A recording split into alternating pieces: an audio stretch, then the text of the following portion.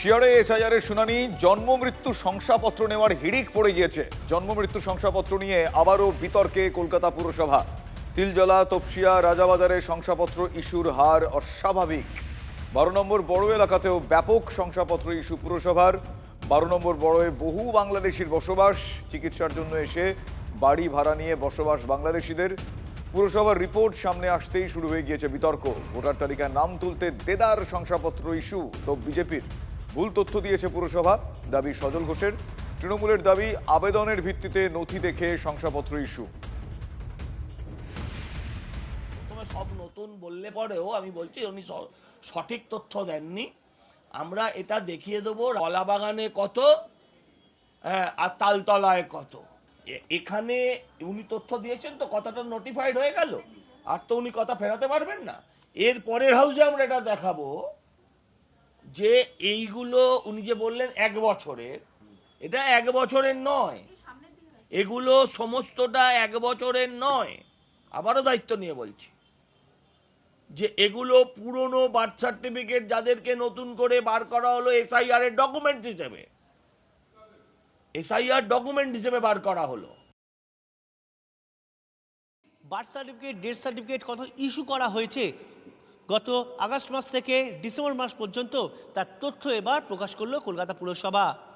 কলকাতা পুরসভার বিভিন্ন বড় ভিত্তিক এবং কলকাতা পুলিশের সদর দপ্তর, সেখানে কি পরিমাণ বার্থ সার্টিফিকেট এবং ডেথ সার্টিফিকেট ইস্যু করা হয়েছে তার তথ্য তুলে ধরলেন কলকাতা পুরসভার ডেপুটি মেয়র তথা স্বাস্থ্য বিভাগের মেয়র পরিষদ সদস্য অতীন ঘোষ।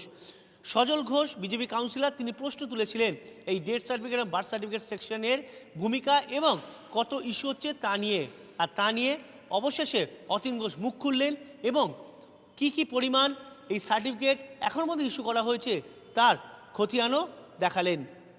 যদিও সজল ঘোষ জানতে চেয়েছিলেন যে এই সার্টিফিকেটগুলো কি এখনই জন্মাচ্ছে তাদের দেওয়া হচ্ছে, নাকি অনেক বছর আগে জন্মেছে এখন অনেকে নিতে আসছেন, সেটা নিয়ে কিন্তু কলকাতা পুরসভার ডেপুটি মেয়র তেমন কোনো সুনির্দিষ্ট উত্তর দিতে পারেননি।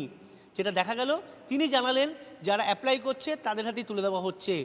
কিন্তু যদি পরিসংখ্যান দেখা যায়, বিগত দিনের তুলনায় কিন্তু অনেকটাই বেড়ে গিয়েছে এই আবেদনের সংখ্যা, এবং সেই তথ্যই কিন্তু ডেপুটি মেয়রের তথ্যেই উঠে এলো। ক্যামেরায় অমিত দাসের সঙ্গে সায়ন্ত ভট্টাচার্য, টিভি9 বাংলা, কলকাতা। এইটা তো যদি বার্থ সার্টিফিকেট অনেকে চেষ্টা করছে, কিন্তু এখনও আমাদের কাছে সেইভাবে পাবলিক এসে মানে চাইছে না যে বার্থ সার্টিফিকেট দিতে হলে কোথায় বা আমরা এগুলো বের করে নিয়ে এসেছি, সেরকম নেই। যেহেতু বার্থ সার্টিফিকেট একটা ধাক্কা আমার ওয়ার্ডে যেটা হয়েছে, সেটা এখনও এইটা প্রেশারাইজড হয়নি। হ্যাঁ, সেই জন্য শংসাপত্রের ক্ষেত্রে এগুলো ওরা নিচ্ছে না।